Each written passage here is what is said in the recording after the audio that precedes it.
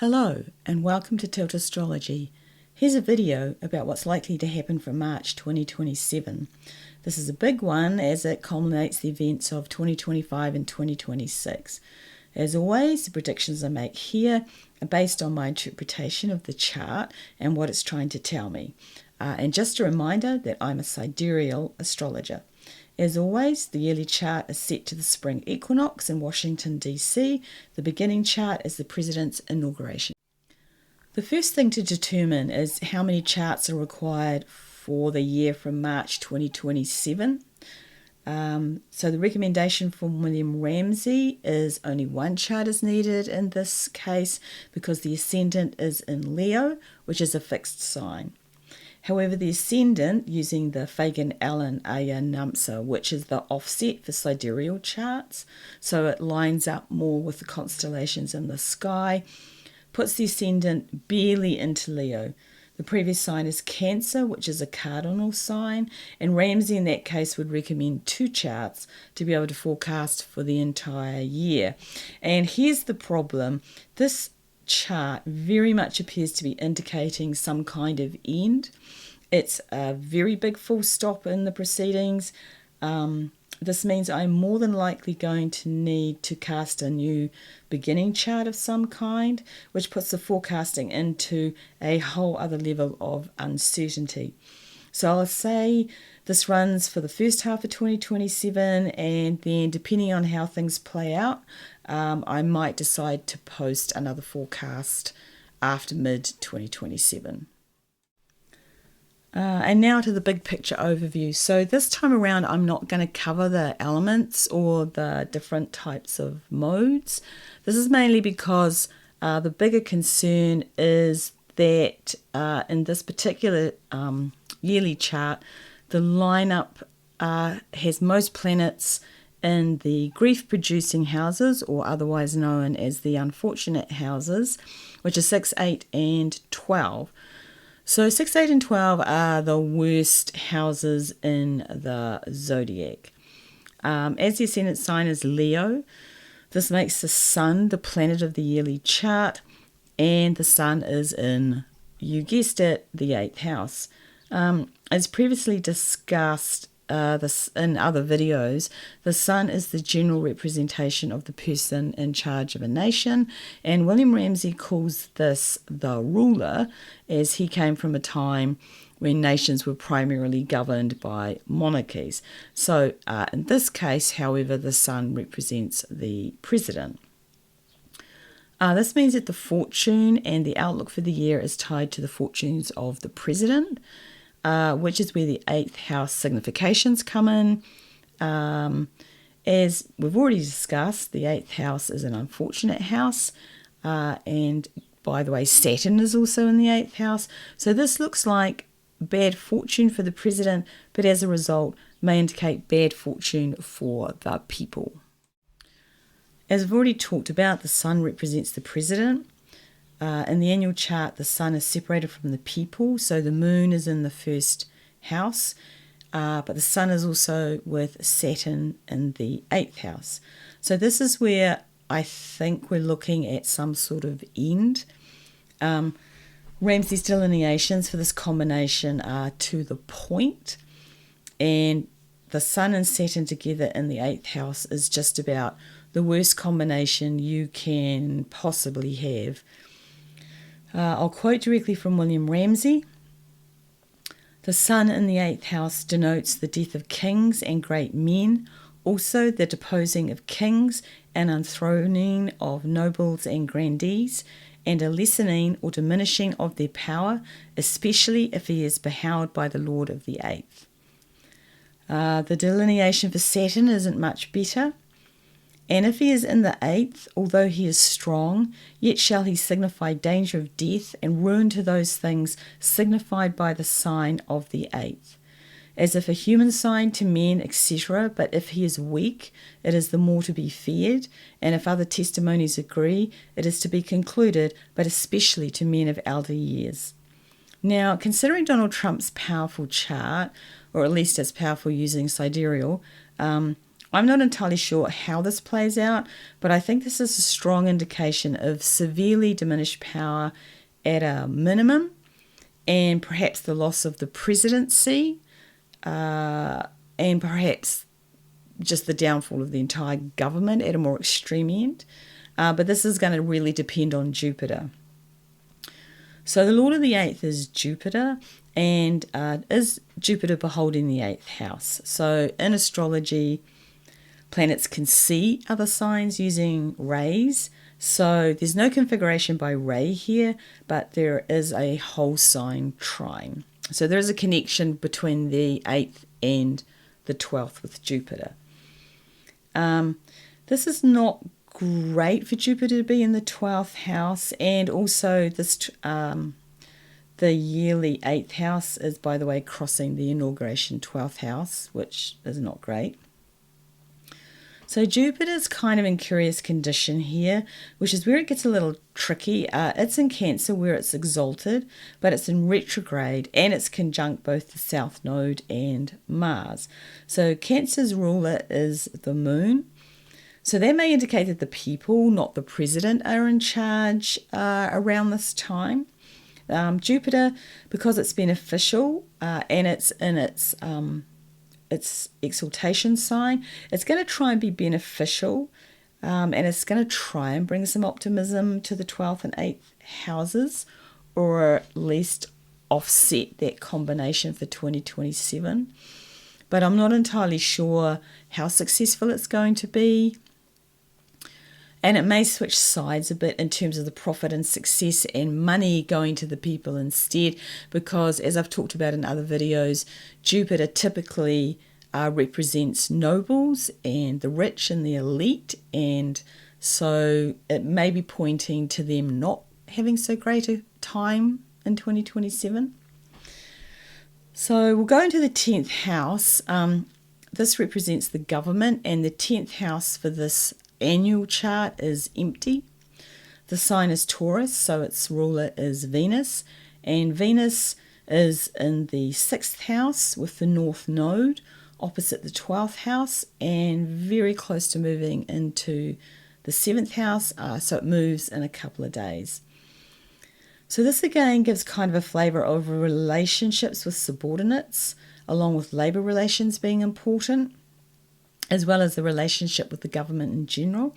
Venus is also in Capricorn, the sign of Saturn, giving an indication that, you know, this government may be trying to repair relations between labour forces and people under the government, and between the people, and it's simply they're going to have to do that because as the situation deteriorates, I can never say that word either, they need to try and keep things under control. So it might also indicate the nation's health is just so bad they have to actually do something. Again, the 6th house in the annual chart is opposite the 12th house, and they're just two grief-producing houses. So, you know, the 6th house is not as bad as the 8th and the 12th, but it's still not great. And so this just shows this opposition between whomever is representing the government and those in the 12th house. As I've already talked about, Jupiter is the rich and the elites. Mars is actually representation of the military and the police. Mercury, which is the representative of advisors to the heads of state and entrepreneurs, is interestingly alone this time around and far away from the sun, and might also be trying to perhaps improve or repair relationships between the people and the government. But again, considering both of these signs are ruled by Saturn in the 8th house, this is probably not going to be entirely successful. Venus in the 6th house may also be indicating that someone else is in charge of the government, or at least temporarily, or that's what it might appear to be on the surface. Interestingly, there's a mutual reception as Venus is exalted in Pisces and Saturn is ruling Capricorn. But again, hard to tell, as generally Venus in the 6th house indicates some sort of gain in terms of health, along with the North Node, or it might not. It's interesting that in this chart, the empty 10th is crossing the inauguration chart second, which has that retrograde Jupiter. So again, alluding to money issues and its compliments of a not so effective government in 2027. In conclusion, whatever happens at the end of 2026 and probably into the start of 2027, so it could be in February, leading into March or in the following months, it's definitely a definitive conclusion to the previous 2 years. The moon is the general representation of the people, along with the ascendant planet, which is the sun, as the ascendant is going to represent the overall health of the nation in general. I don't mean physical health, I just mean the whole thing, finances, government relations, everything. So the moon is 2 days away from being a full moon in this chart. So the power is back with the people again after a few years of being not that visible. Saturn, as we've kind of alluded to, can also represent people involved in labour or labour-related jobs, such as agriculture. So if we view it in that lens, we see that Saturn in the 8th house is kind of signifying destruction, either caused by or to those involved in labouring jobs. But then we have that other signification of Mercury and Venus trying to improve those relations. So not quite sure how this is going to play out, but you can see some tension in those areas. So the moon here is in the 1st house, which puts the moon into something of a leadership position in this chart. So the focus turns to the people themselves and not the president. So the 1st house and the moon can show that people are being a little bit fickle. So they're kind of wavering in their opinions about the government and about each other, and there's a sense of people kind of moving around from one place to another. So on top of that, we're faced with that problem we've talked about of both Saturn and the sun being in the 8th house, which is a grief-producing house, and that indicating that the power of the presidency or the president is diminished or gone entirely. We can't forget Mars in the 12th on the yearly chart in opposition to the sun in the inauguration chart and the 6th house of the yearly chart. So Mars is also getting pretty close to the end degrees of the chart. So I'm not sure here how much power Mars actually has, especially as Mars is retrograde in Cancer. So it's in the worst condition it can possibly be in. So based on that, the actual delineations from Ramsay for Mars in the 12th house is kind of grim. Ramsay talks about this being the signification of war and described as a slaughter of the people, with them living in much fear of their lives. So I think, thankfully, Mars can't actually go full tilt here. So it is with the South Node in the sign of Cancer, and South Node in Cancer actually also brings a bit of a layer of destruction and calamity in the mix. But Jupiter may be the saving planet here. It's going to try to bring some optimism because it's exalted, but even though it's retrograde and it's wedged into the 12th house with South Node and Mars, the good it can do is going to be minimal. But I think Jupiter and Mars are going to be somewhat powerless in terms of winning any type of battle. So interestingly, this might also be indicating that they are actually aligned with the people, as the moon rules Cancer, rather than the government or the government representation shown by the 7th and 6th houses. So the 12th house in the yearly chart is crossing the 4th house in the inauguration chart. So the 4th house is about natural resources, agriculture, stability, and housing, amongst other things. So this might also be indicating losses in those areas, amongst other things. So I've already talked about that trine down from the yearly chart 8th house to the 12th house. And Sun and Saturn kind of overcome Jupiter, South Node, and Mars. So it feels like an opposition thing between the last gasps of the government and the people, although it's not entirely clear how that plays out for the population of the US in general. So there's an interesting shift in terms of finances this time around, because there are 0 planets in the second house on the annual chart.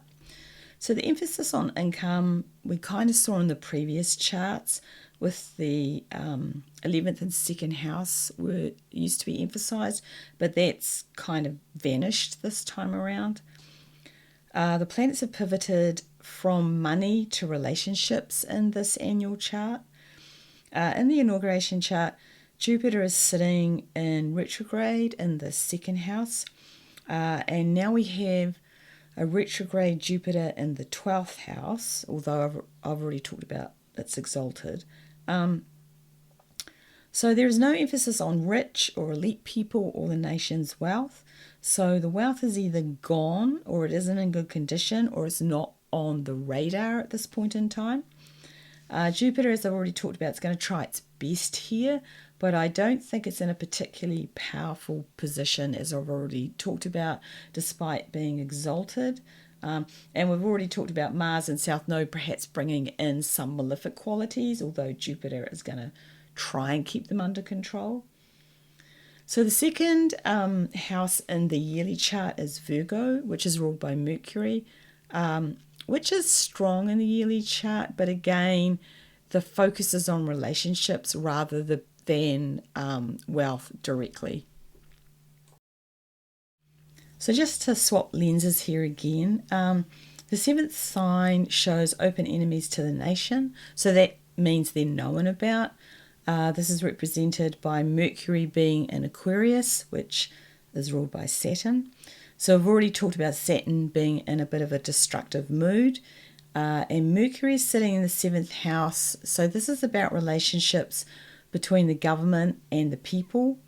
And again, as we've already talked about, Mercury is a representation of advisors to the heads of state, or it could show an entrepreneur or someone from a legal background, maybe trying to improve this in some way, but the relationship may not be entirely positive, or the attempt fails.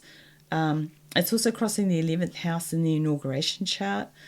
So in the inauguration chart, this showed international alliances being pushed into more dangerous territory. So it may be that Mercury is representing individuals or multiple people that are trying to repair the relationship, but they don't have much luck. Or it's showing the alliances are well and truly destroyed, so nothing will happen as a result of this, and their attempts will completely fail. The 7th house also opposes the 1st house, which is where the moon lies in the yearly chart. So the enemy is in direct and open opposition to the people, and may be trying to improve the relationship a little forcefully. So once more, we kind of have the sneaky little Mercury we've seen popping up in various enemy positions throughout the previous years. However, with Saturn in rough shape, Mercury might find its attempts are severely restricted. It's also going to be hard to determine if in this case this is the enemy of the state in a bad way, i.e. the state's dreadful anyway, so these people oppose what has become a really awful situation, in which case they could be kind of heroic, which would be great. Private enemies, those the public don't know about, but the government or the president does, is represented by the 12th house, and in this chart, as we've talked about, it's Cancer ruled by the moon. So this might be speaking of some sort of resistance movement in the populace that is trying to keep the government on their toes. Jupiter and Mars also factor into this, although as discussed, they're not in great shape. So this may indicate the resistance is not able to accomplish much, but at least it's kind of putting up a fight, which makes more sense with the opposition to the 6th house from the 12th and the 1st house to the 7th. It also harks back to Ramsay's delineation of the people profiting from the enemies. Secret enemies are the ones that neither the government, president, or people know about, and are represented by the 9th house because it's 12th from the 10th house. In this chart, it's Aries, or Aries, depending on how you're raised, which is the 9th house, ruled by Mars. And as we've already talked about, that Mars is in not great condition. This Mars may be biding its time before taking action, might be a mixed bag. Some support the people, some don't. Again, in this chart, it's hard to know because all the indications point to a bit of turmoil. I think at the end of this, I'm going to need a new beginning chart once things play out, because I don't know which way this is going to go. It could be either way. As I've already talked about, either Mars is going to be fighting against the people, but it's more likely that Mars is trying to assist, but it's not in good enough condition to be of much help in this configuration. So, not sure how this one's going to play out. So as I said in my last video, there's still kind of a semblance of international alliances with other countries, but it was pretty quiet. This time around, there's just zero emphasis on this. Although we have that 7th house with the solitary Mercury trying to get back into the picture, I think, as it's crossing the inaugural 11th house chart, which we've already talked about. Again, we have an indication of someone who appears to be an open enemy of the nation. But they're trying to form a relationship with other countries. So for whatever reason, there may be a desperate need of an alliance with other countries for some reason. Although we do have that 11th house in the annual chart or the yearly chart crossing the inaugural 3rd house, which focuses on lies and poor communication from the government. So the 9th house, which also shows overseas concerns and missions, along with the general state of law and order, doesn't really have much to say on that front either, except again ruled by Mars in poor condition. So the astrology seems to point to, as we've kind of alluded to, some sort of war, but it could be more of an internal one, although neither side I think is going to be able to gain much from it. The ignition source, of course, I think is whatever the fates have lined up for the president based on the 8th house significations. My last 2 videos were reasonably complex and covered a lot of ground around the USA, and I provided a recap at the end of the videos to cover the main points. So I'm not going to do it for this chart because I don't think it's necessary. As I said at the beginning of the video, if I've interpreted the charts correctly, this is very much indicating an end of some sort, one that probably happens in the first half of 2027. Once that happens, I'm going to need to cast a new beginning chart of some sort, and that's when I'll roll back into producing forecasts and predictions for the USA. So I hope to see you again for another video. I'm going to feature some natal chart readings instead, so I can have a bit of a break before I go back to reviewing charts of other nations. If you can, like and subscribe.